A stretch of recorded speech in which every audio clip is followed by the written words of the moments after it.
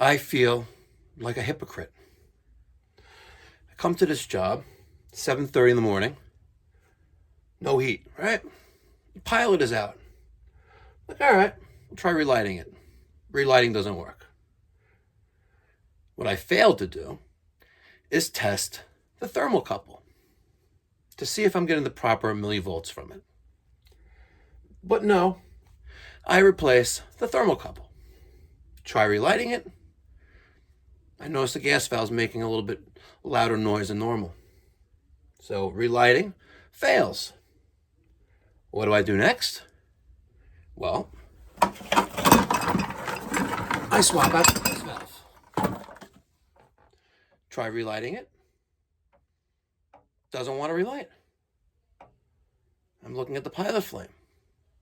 Looks a little weak. I take it out, make sure it's clean, put it back in, I have a stronger flame, and guess what? It doesn't want to relight. So now I got my meter, which I should have done from the beginning, but I thought it was an easy thermocouple replacement. And then, the gas valve. I could just crack the union right there and replace it real fast. I'll be in and out in 20 minutes, right? Shame on me. I should practice what I preach. So I tested the thermocouple, and I got 28. Oh, look at that.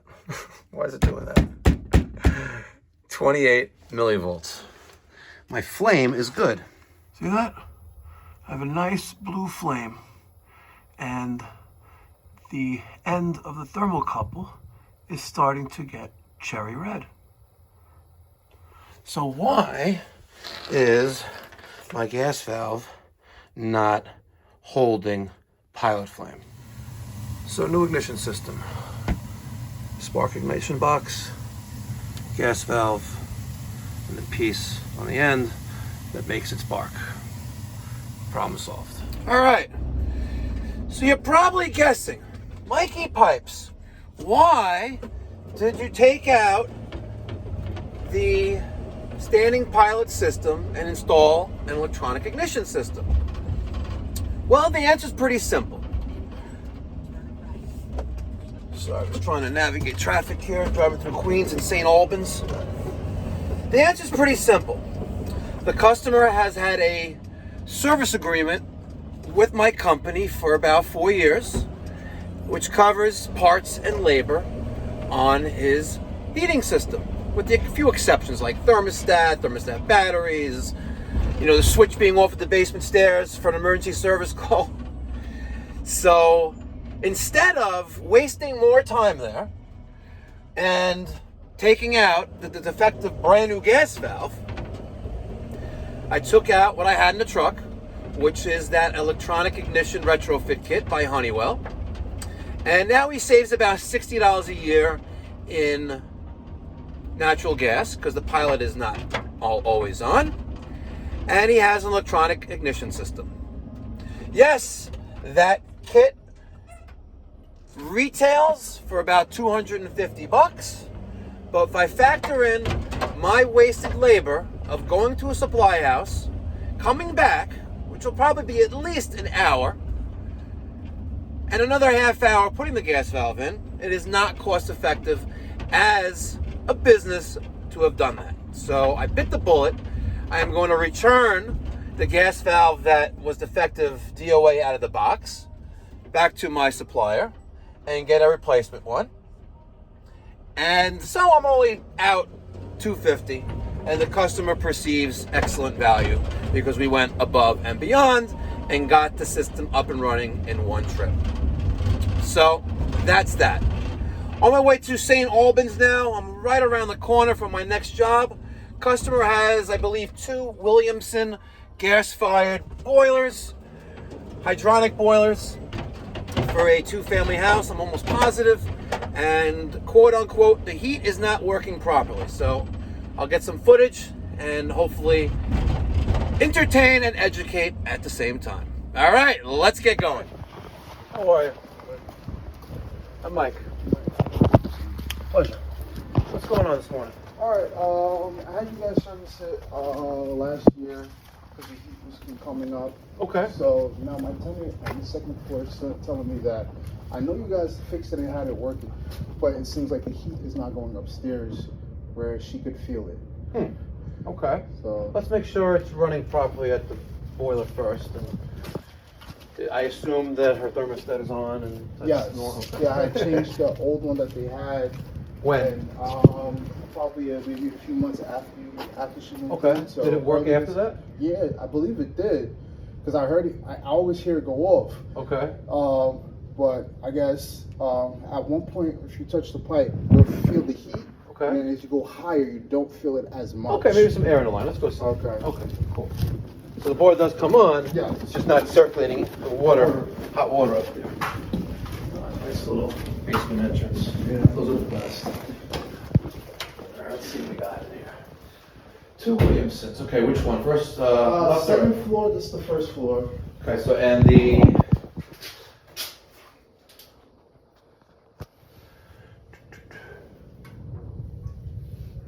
Why is that light not on there?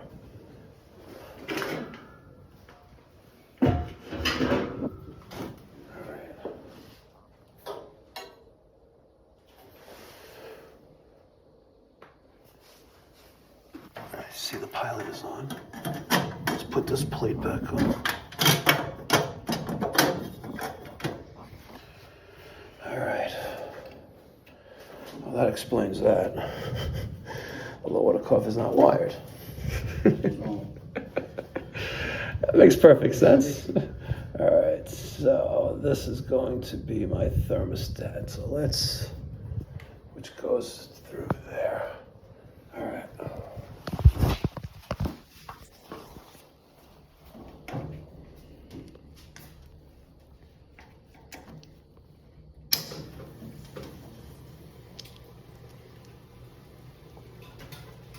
So right now I just bypassed the thermostat and we're gonna see what happens. We heard the boiler relay click on and now we have ignition. And we have circulation. Well, I heard the motor kick on, so now we're gonna see if she actually circulates. This pipe on the right is leaving the boiler, so we call that the supply side. Okay. And this one on the left is the return, coming back from the zone. And as long as that circulator is circulating properly, and as long as there's no air up in the piping, we'll have circulation. So one of the first things I normally feel is that the pipe gets very cold. Okay. Especially when it's cold, like winter out, like really it's not winter, it's 65 degrees out, but this,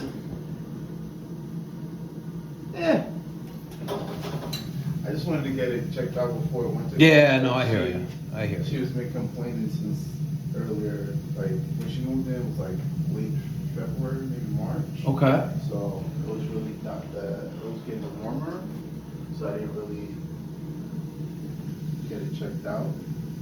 But We're gonna let this run for a little bit and see what happens. All right, I went to the truck to get the testo, a pail, hose, tool bag, and boiler's at temperature already. As you can see, there's the aquastat, and it's set to around 190, and we're around 185, looks like. And this pipe, I can hold on to it, so we know circulation is not occurring, and this is just ambient room temperature. And I can hold onto that pipe. So now we're gonna purge out and see. We're going 3/4 to 1/2 inch pecks on both supply and return. Hook up this valve here. Make sure our pressure is normal. Close, open.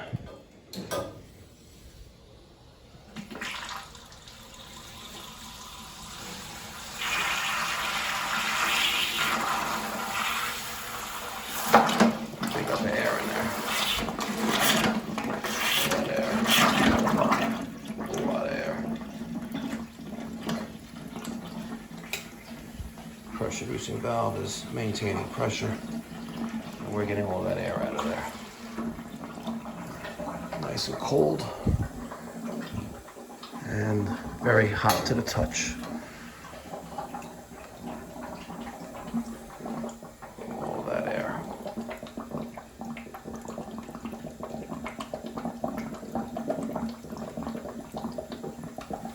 Once this warms up, air should stop. It can also increase pressure on the pressure reducing valve to help purge. All right, got the Calefi oil air vent. Good old Italian quality. Man, you on there, huh?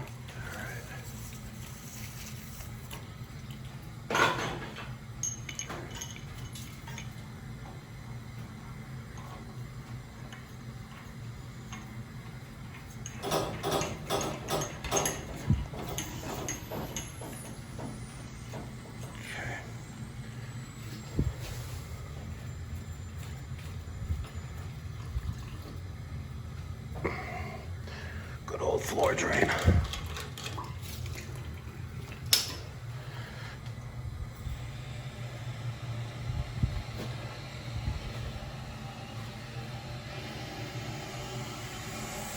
Now that all that air is coming out of there.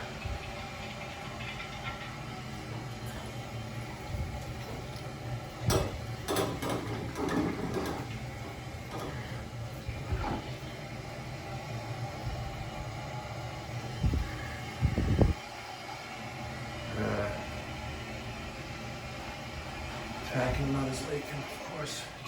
All right, she's on there. Opened, closed, purging. Get all that air out of there.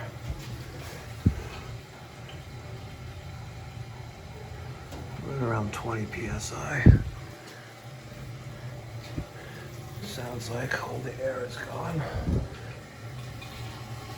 Pop this open. Whoop.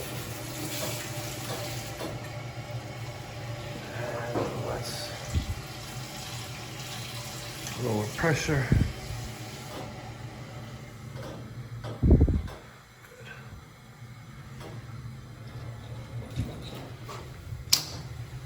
Let's wait for circulation. All right, now that she is circulating, the combustion test. So far, so good.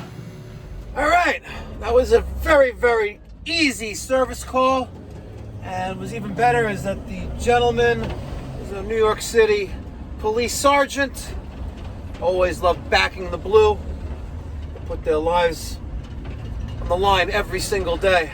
We thank them for their service. All right, so we are now leaving Queens, heading over to West Hempstead. And the next service call, I believe, is the pilot won't stay lit. And obviously they got no heat, so we'll make a nice computation today, a video of service calls, because I know you're hungry, and St. Mike loves to feed and satisfy. Yep, you guys call me St. Mike because I save lives. One job at a time. All right, let's get going. But one really quick thing. I just got an email from a woman named Carly from New Jersey. East Brunswick, New Jersey, actually, telling me that her husband loves the channel, and especially because I do a lot of residential and plumbing work, which he does not, and he watches my videos every morning with his daughters, which is awesome. And almost 3-year-old daughter asks all the time, "Where's Mikey Pipes?" So, Carly, this is for your daughter. Hi, it's me, Mikey Pipes. And I will be sending you out a little care package for you guys, which will include a bunch of stickers, and you'll get that in the next couple days. I really appreciate the support from the entire community, and I hope it's educational and somewhat entertaining at the same time. That's little touching stuff like that really gets me, motivates me to create more great and amazing content. All right, heading over to the next job. Just thought I'd share that with you guys.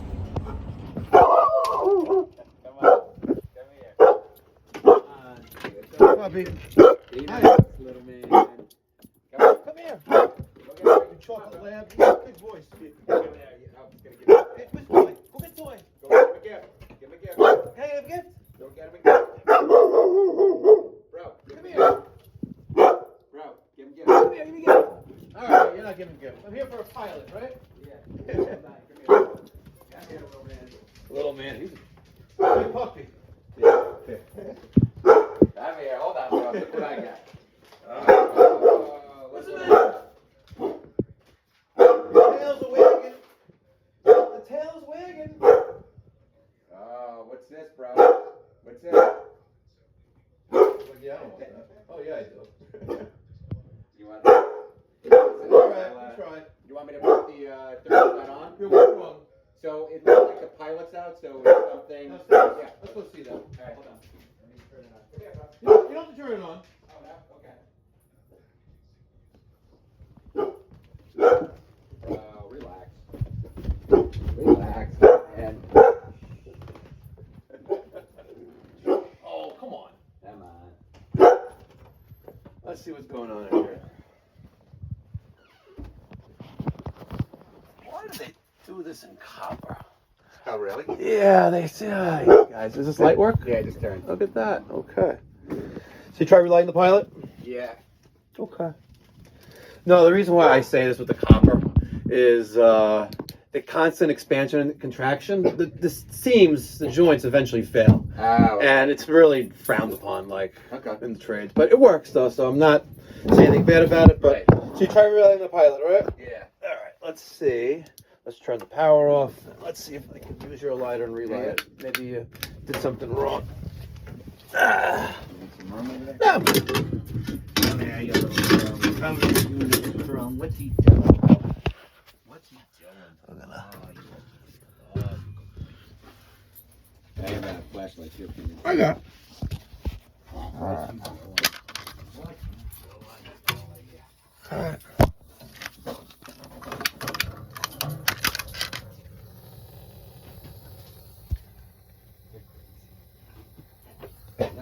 Oh, stop it.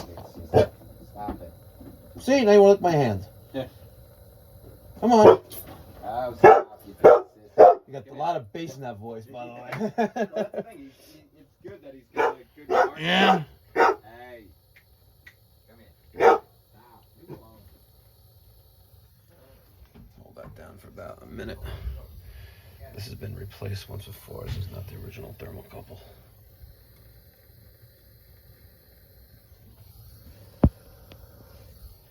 All right, let's go get a thermocouple. We're gonna test this first. All right, as you can see, I got the Fluke 116 hooked up, set to millivolts, reading 32.1 millivolts, which is nice, good blue flame there. But the pilot does not stay lit because it's not hooked up. You're like, how did that happen, right? I heated up this tip on this thermocouple, and it's good. Problem is, we don't have enough voltage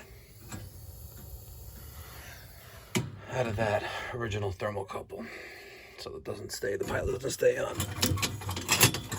All right, let's change out that thermocouple. All right, just for testing purposes, 35 millivolts. Look at that. And now I'm just gonna hook this back up to here, and we'll be good to go. Sir?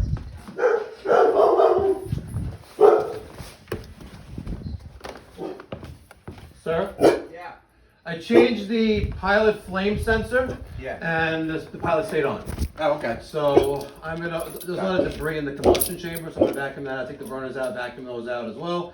I might as well do a quick little tune-up, and Okay. we'll be good to go. Great. All right. Thank you very much. You're very welcome. All right, I'm gonna multitask. We're gonna start draining the boiler, testing the low water cutoff while I have it still in pilot. So we won't have any ignition. I'm gonna vacuum out this combustion chamber. kind of dirty in there. So we'll debris.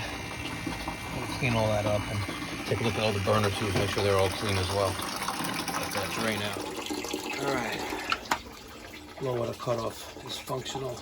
There's the red light. So we're good. And I see they got a feeder here. 176 gallons. We'll mark that on the invoice. That way, future reference, we'll know how much water this thing took in. There's going to be a slight delay there. All right. I took out all the burners, vacuumed the combustion chamber. Pilot is lit. Throw that to on. And let's just wait for the feeder to feed. And there it is. It's feeding. Once the feeder gives it enough water, low water cutoff will close the circuit, damper will open, gas valve will get power. All right, so of course that's dripping. I'm gonna throw a brass cap on there. There's no need to replace the valve, not yet. I'll probably get some shame for that, but a brass cap there and it'll be good to go. That gas valve though, I'm a little concerned by that. It is making that noise from the solenoid. It is working. We're just going to test combustion, make sure she's burning properly with the Testo 300. I already got her on. And let's go. Let's see what's going on with this bad boy. It's so annoying. That drip. Now the drip is gone. Let's take a look at the combustion readings. Very nice. Very, very nice. Nicey nice. My only concern is the gas valve making noise, but as long as it's functional right now, it's no need to change it. I got some banging going on. Banging in a steam system is water where it shouldn't be. Now, what do I mean by that? I mean that water is where it shouldn't be, and steam moving at 50 miles an hour through the piping hits the water, and then the water then violently explodes. And that's that hammering sound. Sounds like someone's taking a wrench to the piping.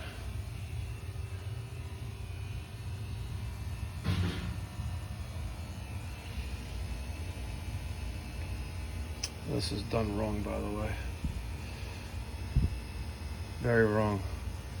See, this, you put another elbow here, you tee up, pick that up, not this way. You tee up, pick that up, and then continue with the equalizer. Oh! Let's see what they did there, that Hartford loop, which is way down over here. Nope, no good.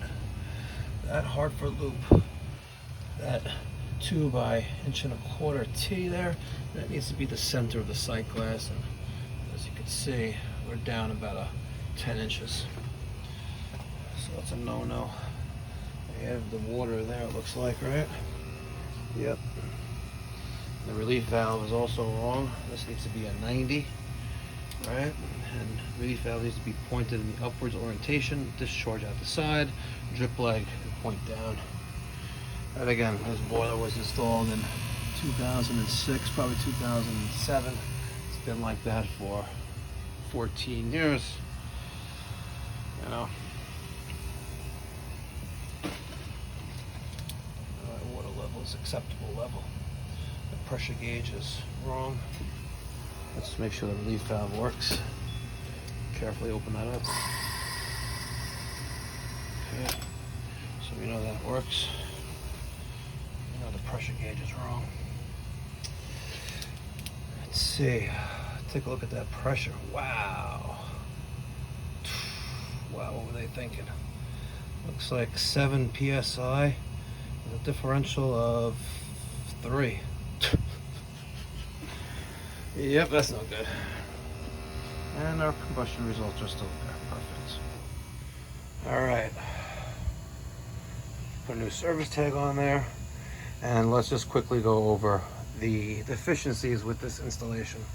Number one, relief valve in the wrong orientation. Hartford loop is too low. We have just, I don't know what they were thinking, copper header. Actually, I know what they were thinking. They were plumbers who did not own equipment to thread 2-inch. Header piping is wrong, as described. This needs to go there, with the T there, and coming around to go to the equalizer and to the bottom of the top of the Hartford loop. And last but not least, there is no backflow preventer on this installation. None at all. All right, but we drained the boiler, tested low water cutoff. We have a low water condition. Interesting.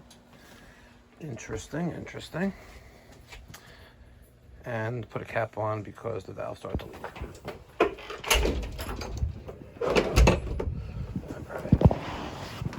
Would you like to go over things? Sure. Okay, downstairs so you can visualize? Okay. Just so you can get a better idea.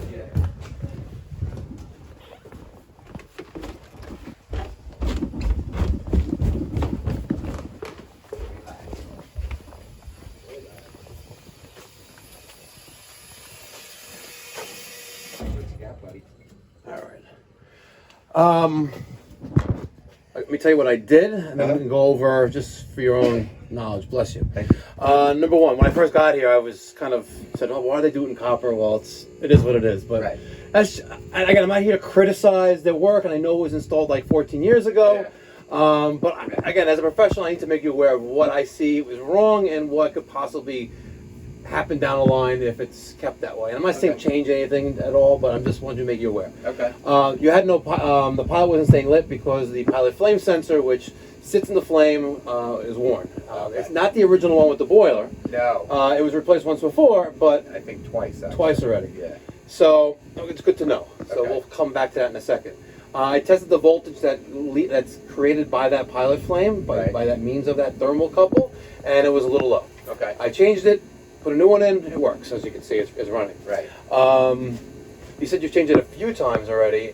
This will be the third or fourth? I think this is the. So I think this will be the third. So we changed it twice. All right, because normally they last like 7-10 years in that range. Okay. But you hear that noise? Yeah. Is that normal? Or you've never noticed it before? Or didn't pay any mind? It sounds normal. Okay, so that noise is coming from the gas valve, Okay. which is this. That's Okay. and if you bang on it, it tries to go away a little bit, but it's still there in the background. It is not a normal noise. Okay. So I'm wondering, and it kind of makes no sense, and it really doesn't make any sense, but maybe that failure is causing the thermocouples to die prematurely, which really makes absolutely no sense because it's sitting in flame, Right. and you have to have too much flame. If you have too much like pilot flame, then maybe quite possibly, but we'll circle back to that in a minute. Question: what kind of maintenance do you personally do with the boiler during the winter? You're gonna tell me nothing. Occasionally I just drain it. and put Okay. it in How water. often is occasionally? Like once a month? Like once every 4 or 5 months. Okay. You should get into a routine and set your Siri to remind you once a month drain the boiler. Really? Okay. Yes. When I drained it, the valve there started to drip. Okay.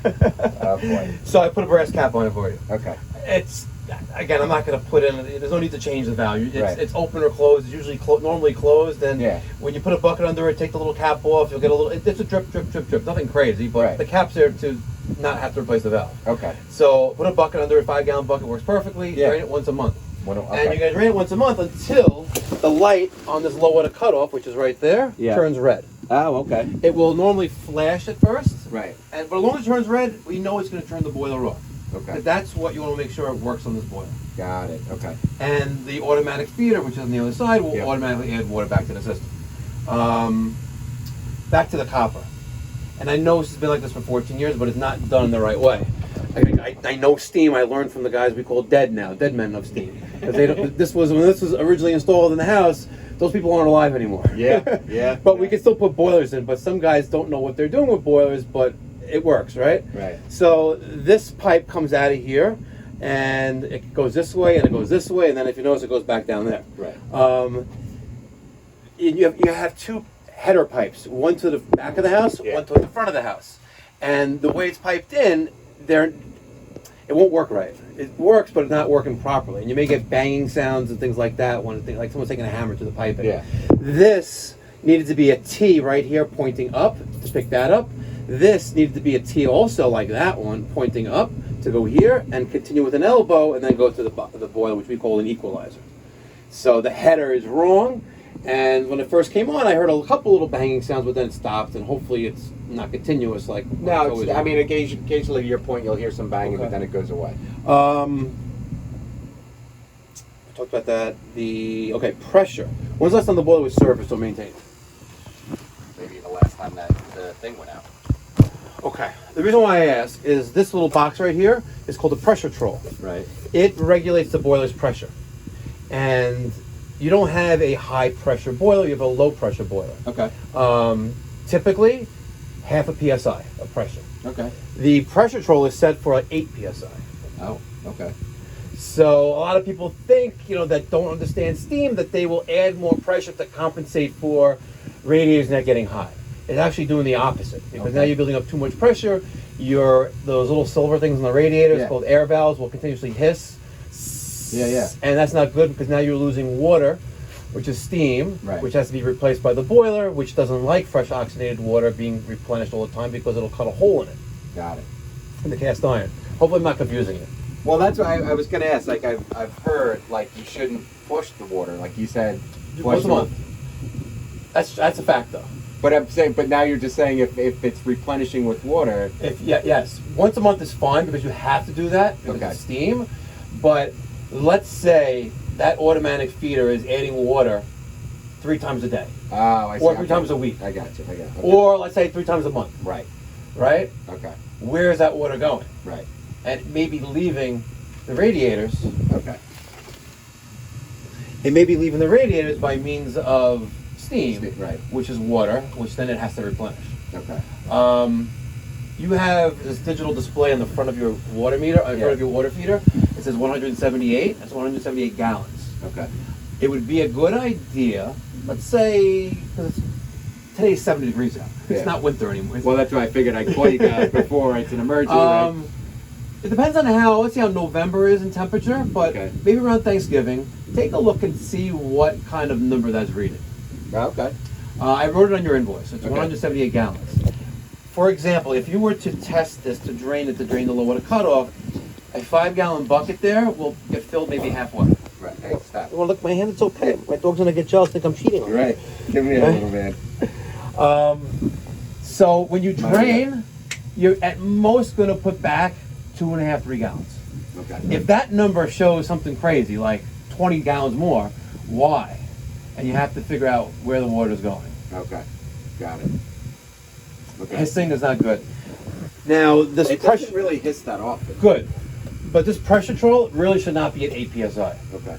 Now, the thing is, like this, we've never been here before, and maybe, just maybe, like everything is perfectly tuned for this house because of deficiencies with the installation, maybe deficiencies with the house, the radiator's not being pitched right, or whatever. But I would like to lower this down to where it should be. Okay. But there's also a negative effect to that because I don't know the performance of the house and the system. If I take this from 8 PSI and I lower it to, say, 2, for example, which is much better than 8, and put the other setting to where it normally would be, you may have ill effects. Okay. But the positive to that is that you'll have a much less gas bill. Okay. I mean, I haven't noticed any issues, you know, as far as the only thing I would say is, you know, one of my daughter's room is probably hotter. But if you think about it, her room is directly above here. First one in line. Right. So that's why I'm thinking, you know, for her, it could be, you're right, like that's the first one, you know, but the rest of the house seems okay. Yeah. So, like I said, I would like not to touch it, but I would like to touch, adjust it as well for you. But it's your call. If it's working fine, you don't notice any issues with the system, then let it be. You know? Yeah, I mean, again, I haven't. The only thing is, you know, the only dynamic is, you know, the heat. Well, let me just pick up Daniel. Yeah. Hi, Daniel. Lower the cutoff went out again. I'm gonna fill up the boiler to see what happens. I wonder if she's leaking. little bit more water in there.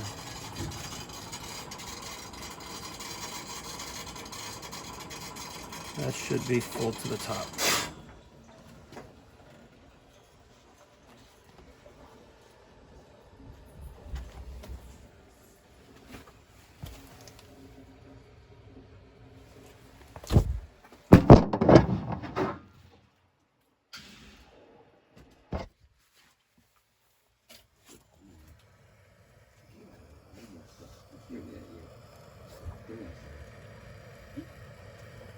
Nothing's dripping.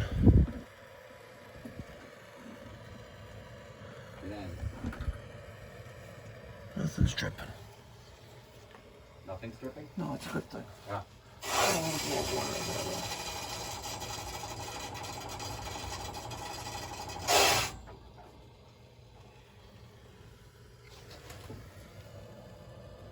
No. Good. With steam systems, especially with... Oh, you're left. No, I'm right here. With steam systems, especially with automatic feeders, Right. Automatic feeders are steam boilers' demise. Oh, really? The reason why I say that is because you don't know how frequently it's adding water automatically. Right. When you have this a valve here and you have to add water when there's no heat, Right. You know how often that is. Yes, you have the gallon gauge on there. Yeah. But now you know what that number is, instead of just looking at a number and you'd have no idea what it means. Right. So what I mean by their demise is that if there's anything wrong with the system where it's losing steam or losing water, it has to replenish it. Okay. And when you have that, it's doing it automatically. Yeah. I can't tell you, I mean, not exaggerate, but at least 100 times in 20 years, Right. where, seriously, 100 times, about 100, maybe about 125 times, where the boiler's condemned because there's a hole in it, because, oh, it adds water every day, like several times. I hear it always running. Right. Because the steam is going up the chimney. Well, I will say this, like, you can, as you put that on, you can hear it. And you don't It hear it. doesn't go on that often. Perfect. Okay. Yeah. And I filled the boiler up to the top of the boiler to confirm that there was a leak or not. Because if there's a hole in it, water would be dripping to the inside of it. Okay. But there isn't. You'd also have rust presence inside there, which you don't, but you're good. Okay. I wasn't leaving it at 8, so I dropped it to around 5. And differential, I like to get around 1, but we're like at 1, I guess. Doesn't go that low, but it should never been that high to begin with. These really should be at half a pound of pressure. You don't need nothing more than that. When you're rating the water, it'll be right around there, 3/4, and we're good. And then I'll put the cap back on. All right. Do you have any questions for me? No, I think I'm all right. Perfect. So I went over everything. Yeah. And I also tested the boiler. I lowered the pressures on that pressure control. You did. It's just It was. it's just bugging me, and it's like I didn't lower it that much, like where I normally would. Right. But from 8, I went to a little under 5 psi, and Okay. it is what it is. You'll call me, and I'll tell you how to put it back if there's a problem in the winter. But the noise in the gas valve, again, eventually the gas valve is going to die. Right. It's one of the more expensive components of the system. It is. So Okay. be prepared for that. Okay. Yeah, it's more than a vent damper, which you can easily wire out of the equation, but you need the gas valve. Yeah.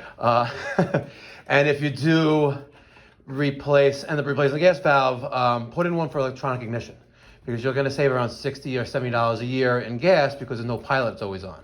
You know, I was gonna when we first got the new, I was pretty diligent in like turning the pilot off in the summer. Yeah. And turning, but yeah, It's annoying. Yeah, it's annoying, and you know, you got kids you're running around. Exactly. Yeah. It's annoying, but it is an option. And I had one this morning, 7 o'clock in the morning, emergency service call from overnight, and he's like, yeah, listen, why don't we try the electronic, get rid of the pilot thing and let's get an electronic one. I'm like, here we go. All right. So again, it's more expensive than a regular gas valve because you have to put the ignition control in there, but it is what it is. Okay. So that's right. that. Cool. Your total with tax. All right. I hope you enjoyed the past 3 service calls. Riding along with me. It's fun. I really have a great time doing this. I just find it very rewarding, because at the end of the day, I know that there are a lot of people out there that are maybe considering getting into the trades, and they see how service calls are ran in the trades, plumbing and HVAC, and it motivates them to do it. And I've gotten countless emails from people, since starting this channel, and really more full speed ahead since last year. There's a lot of great emails that come through my inbox, and it's nice. It's nice that you're actually doing something for the community. All right, so if you want magnets, stickers, hats, t-shirts, details in the description box down below, and a very, very special shout out to Ahmed and Avery in Jersey. Thanks for watching. Love you guys. Be well. God bless. Stay safe.